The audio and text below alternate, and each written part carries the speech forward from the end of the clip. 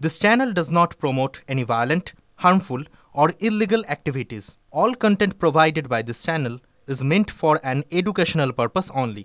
নমস্কার, দেখছেন টিভি 9 বাংলা। আপনাদের সঙ্গে রয়েছি আমি তন্নিষ্ঠা। শুরু করছি 8টায় আজ খবর, আজ রিপোর্টার এক্সক্লুসিভ। সমস্ত খবরের লেটেস্ট আপডেট দেব আপনাদেরকে। এই মুহূর্তে যে প্রতিনিধিরা আমাদের সঙ্গে রয়েছে তাদের সঙ্গে আপনাদের ইন্ট্রোডিউস করাই। আমাদের সঙ্গে এই মুহূর্তে সরাসরি গ্রাউন্ড জিরো থেকে রয়েছেন রূপক, রয়েছেন মনোতোষ, রয়েছেন শোভা। সকলের কাছে একে একে যাবো, তবে শুরুতেই ওয়েদারের খবরের দিকে নজর রাখবো।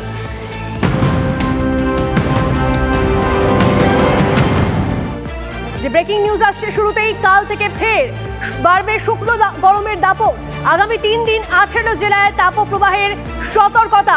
কমলেশ চৌধুরী আমাদের প্রতিনিধি রয়েছেন, এই বিষয়ে আরো ডিটেইলসে বলবেন। কমলেশ, দেখো, জলীয় বাষ্প ঢুকেছে, ফলে গতকাল থেকে তাপমাত্রা তো একটু কমেছে, ভ্যাপসা গরম হয়তো একটু বেড়েছে, কিন্তু তাপমাত্রা একটু কমেছে। বাঁকুড়ার তাপমাত্রা যেটা 44-45-এ ঘোরাফেরা করছিল সেটা 41, কলকাতার তাপমাত্রা যেটা 40-এর ওপরে ছিল সেটা 40-এর নিচে নেমেছে। আজকেও হয়তো গরম এরকমই থাকবে।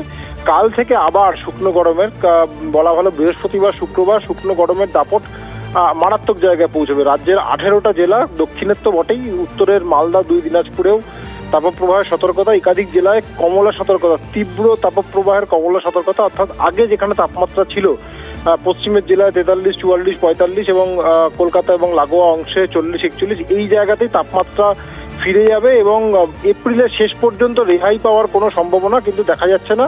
ফলে আবহবিদরা বারবার করে সতর্ক করছেন যে ওই 11টা থেকে 4টে এই সময়টা বেরোনোর আগে কিন্তু প্রিকশন নেবেন, না হলে হিট স্ট্রোকের আশঙ্কা কিন্তু থেকেই যাচ্ছে। তোর নিষ্ঠা। বেশ, ধন্যবাদ কমলেশ।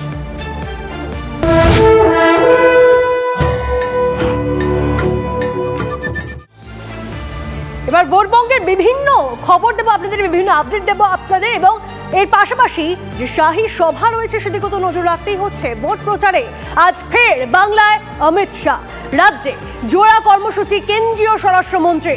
মালদায় শাহের রোড শো, উত্তর দিনাজপুরের করণদিঘিতে জনসভা রয়েছে তার, এমনটাই জানা যাচ্ছে। আরো একবার জানিয়ে রাখি আপনাদেরকে, আজ ফের বাংলায় অমিত শাহ। রূপক আমাদের প্রতিনিধি আমাদের সঙ্গে রয়েছেন।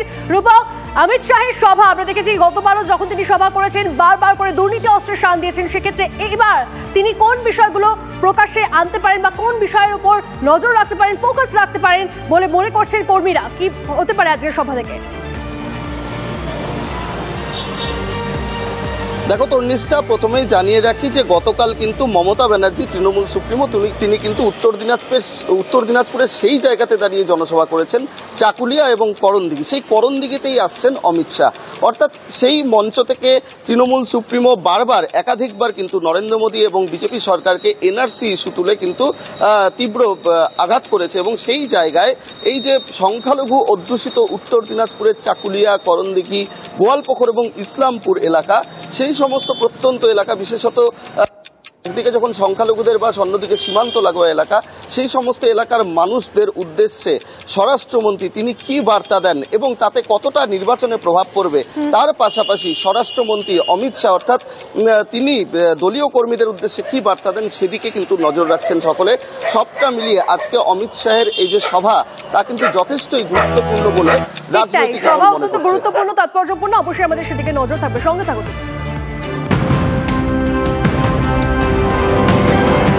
এই মুহূর্তে একটা ব্রেকিং নিউজ দিয়ে আপনাদের। মোদীর বিরুদ্ধে কংগ্রেসের নালিশ এখনো মন্তব্য করেনি কমিশন।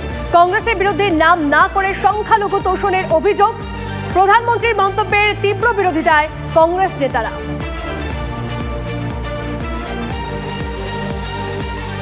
এর পাশাপাশি মুখ্যমন্ত্রীর জনসভা, সেদিকে নজর রাখতেই হচ্ছে। আজ পূর্ব বর্ধমানের ভাতার, বীরভূমের হাসানে জনসভা রয়েছে মুখ্যমন্ত্রী। প্রায় 26,000 চাকরি বাতিলে বিচার ব্যবস্থার নিরপেক্ষতা নিয়ে প্রশ্ন তুলেছেন মুখ্যমন্ত্রী মমতা বন্দ্যোপাধ্যায়। আজকের যে সভা রয়েছে, জোড়া সভা রয়েছে, সেখান থেকে কোন কোন বিষয়গুলো সামনে আসতে পারে বলবেন, জানাবেন আমাদের প্রতিনিধি আমাদের সঙ্গে রয়েছেন মনোতোষ, জানাবেন বিস্তারিতভাবে। মনোতোষ, দেখো, একদিকে যেমন প্রচণ্ড দাবাদাহ, ঠিক অন্যদিকে কিন্তু নির্বাচনের উত্তাপ বাড়ছে। আজ বর্ধমানে মুখ্যমন্ত্রী মমতা বন্দ্যোপাধ্যায় আসছেন। বর্ধমানের ভাতার ব্লকের এরুয়ার যে অঞ্চল রয়েছে এডুয়ান অঞ্চলে মুখ্যমন্ত্রী সভা করবেন। এবং যেটা জানা যাচ্ছে যে বর্ধমান দুর্গাপুর কেন্দ্রের তৃণমূল প্রার্থী কীর্তি আজাদ এবং বর্ধমান পূর্বের লোকসভা কেন্দ্রের প্রার্থী শর্মিলা সরকার, এই দুই প্রার্থীর হয়ে তিনি প্রচার করবেন। এবং এমন জায়গায় প্রচারের জায়গা স্থল ঠিক করা হয়েছে, সভাস্থল ঠিক করা হয়েছে, যেখানে দুটি লোকসভা কেন্দ্রের যারা কর্মী সমর্থক আছে তারা আসতে পারেন। এবং যেটা মনে করা হচ্ছে যে যেমন একদিকে কেন্দ্রের বিরোধিতা, বিজেপি দলের বিরোধিতা, অন্যদিকে মুখ্যমন্ত্রী যে সমস্ত রাজ্যের যে সমস্ত প্রকল্পগুলো আছে সেগুলো যাতে আরও বেশি বেশি করে মানুষের কাছে পৌঁছে দেওয়া যায়, সে কারণেই এই সভা এখানে করার ঠিক করা হয়েছে। এবং পাশাপাশি আরও যেটা দেখা যাচ্ছে যে নির্বাচন, বর্ধমান কেন্দ্রে কিন্তু নির্বাচন 13ই মে, সেক্ষেত্রে সময় খুব অল্প। এ কারণেই মুখ্যমন্ত্রী যত বেশি সভা তিনি এই জেলায় করতে পারেন তেমনটাই করতে যাচ্ছেন, কারণ আগামীকাল আবার এই পূর্ব বর্ধমানের আউসগ্রামে আরেকটি মুখ্যমন্ত্রীর সভা রয়েছে। অর্থাৎ আরও বেশি বেশি করে যাতে মানুষের কাছে পৌঁছানো যায়, যাতে রাজ্য সরকারের উন্নয়নমূলক প্রকল্পগুলো যাতে মানুষের কাছে আরও বেশি বেশি করে তুলে ধরা যায়। অবশ্যই সবার দিকে নজর থাকবে। আমরা দেখেছি গতকালই মুখ্যমন্ত্রী মমতা বন্দ্যোপাধ্যায় তিনি কড়া বার্তা নিয়েছেন, এই যে এত চাকরি বাতিল তা নিয়ে তিনি কড়া বার্তা দিয়েছেন। আজ কি বলেন তিনি, অবশ্যই আমাদের সেদিকে নজর থাকবে। তবে গতকাল তিনি কি বলেছিলেন শোনা বলেন। এই একটা হয়েছে, না মন্দির না মসজিদ না গুরুদ্বারা না গির্জা, একটা বিজেপির বিচারালয়। বিজেপি যেটাকে বসে বিচার করে, রাজনৈতিক বিচার, এবং সেখানে বসে বসে অন্য লোকে পিল করলে দেবে তাকে কিল, আর বিজেপি পিল করলে ব্যাস, বিজেপি পিল করলে বেল, অন্য কেউ পিল করলে জেল।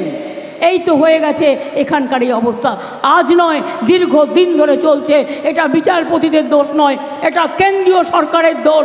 তারা বিজেপির লোক দেখে দেখে এখানে বসিয়েছেন, যাতে তারা বিজেপি পার্টি অফিস থেকে যা বলে দেয় সেই ড্রাফটটা তারা করে দেয়।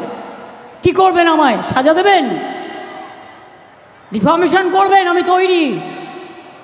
জেলে পাঠাবেন, আমি তৈরি। কারণ মানুষের কথা বলবার জন্য আমায় যদি শাস্তিও নিতে হয় আমি মাথা পেতে নেব, কিন্তু তবু মনে রাখবেন, পরিবার যদি বিপদে পড়ে তার পাশ থেকে আমি সরে দাঁড়াবো না। এদিকে মুখ্যমন্ত্রীকে কড়া আক্রমণ, বিজেপি নেতা দিলীপ ঘোষের কি বলেছেন তিনি শোনাবো। আমার বক্তব্য, Mamata Banerjee high court supreme court দেখাচ্ছেন, কারণ তাদেরকে বলতে হবে যে আমি তোমার জন্য করছি, টাকা হজম হয়ে গেছে। আমি বলছি আগে ওনার নেতাদের বলুন যে যে টাকা নিয়েছে সে ফেরত দিক, যাতে ওই ছেলে মেয়েগুলো তাদের কোর্টের নির্দেশে টাকা ফেরত দিতে বলছে সেটা ফেরত দিতে পারে, সুদ সমেত। 12% যদি এরা দেয়, ওখান থেকেও 12%, 12 লাখ টাকা দিয়েছে, তার সঙ্গে 12% সুদ দিয়ে যেন টিএমসির নেতারা ফেরত দেয়। আর না হলে আমি বলবো ওই যারা টিচাররা চাকরি গেছে, আসুন আমরা গিয়ে টিএমসি নেতাদের বাড়ির সামনে দাঁড়াবো, আপনারা ঢুকে কলার ধরে টেনে নিয়ে আসুন।